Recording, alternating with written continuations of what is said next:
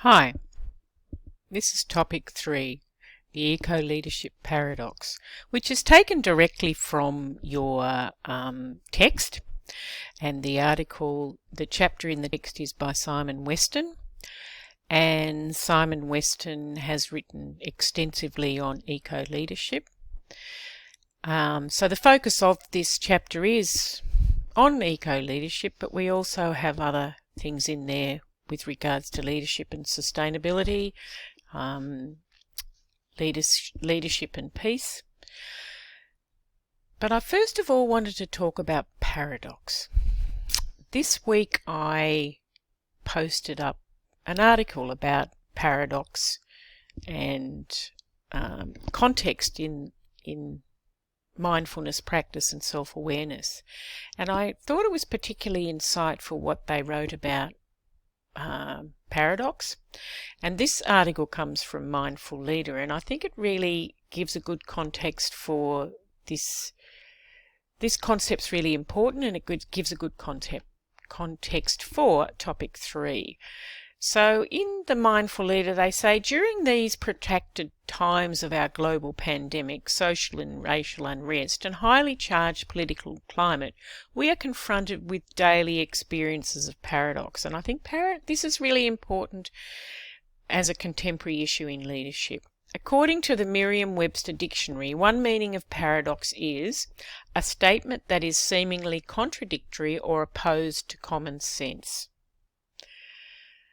So she then says, I invite you to pause here for a moment, perhaps even closing your eyes and taking a slow, gentle breath in and out to reflect on this notion of paradox.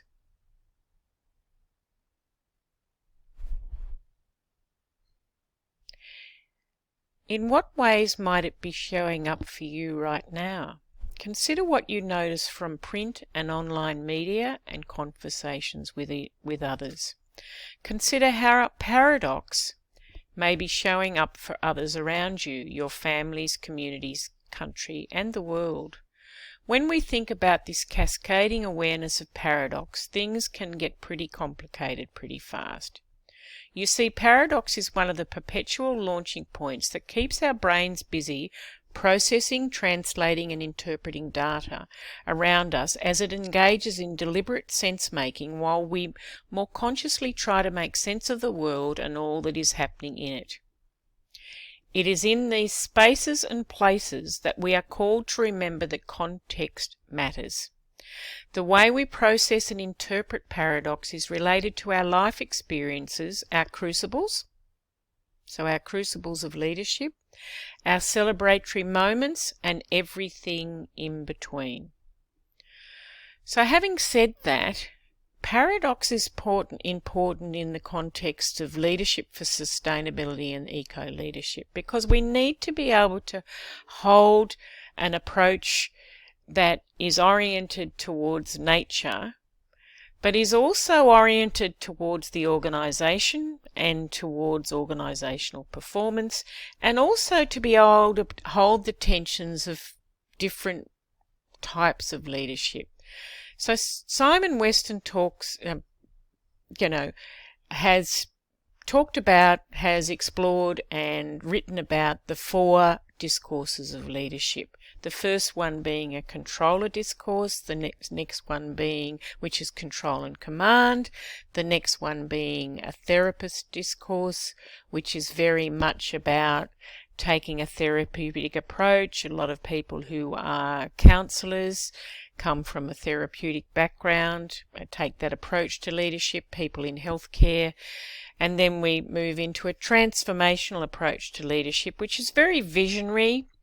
Quite often transformational leaders are brought in to preside over big changes because they are visionary. Also, this is a Messiah leadership discourse, or charismatic, which can be quite difficult and hierarchical. Charismatic leaders, we would say that Messiah and charismatic leaders would be people like Donald Trump, for instance. So there's tensions there in having transformational leadership, and then we're moving to an eco-leadership approach, where we're looking at collective and collaborative and post-heroic approaches, but approaches that bring in the biosphere, systems and justice. And I think I invite you to look at this chapter and look at the 4 frames, the 4 critical frames that Western uses to disrupt our notions of leadership, and to look at our organisations and where power lies, and how current structures play out and how leadership is enacted. So the 4th discourse, that eco-leadership discourse or leadership lens, is really a meta-discourse for all of the others. They're nested in each other. You can't have one without the other, okay?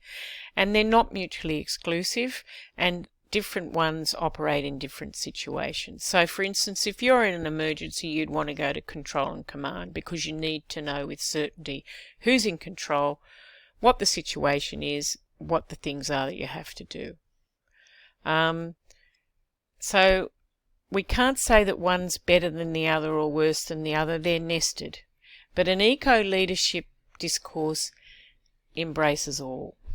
So practicing eco-leadership requires us to shift from our more Western mindsets to embrace paradox that we talked about at the beginning. So those tensions, to be able to sit with tensions. Eastern people can sit with those tensions. To have an orientation towards nature, to embrace technology and systems, a systems approach, as well as using all or one of the 4 frames of critical inquiry that I just mentioned very, very briefly, which I urge you to look at, and they are emancipation, depth analysis, network analysis, and looking awry. So quite a lot in this topic. I think you'll find it rewarding if you haven't already studied Simon Weston's work, so I hope you enjoy this topic. Cheers.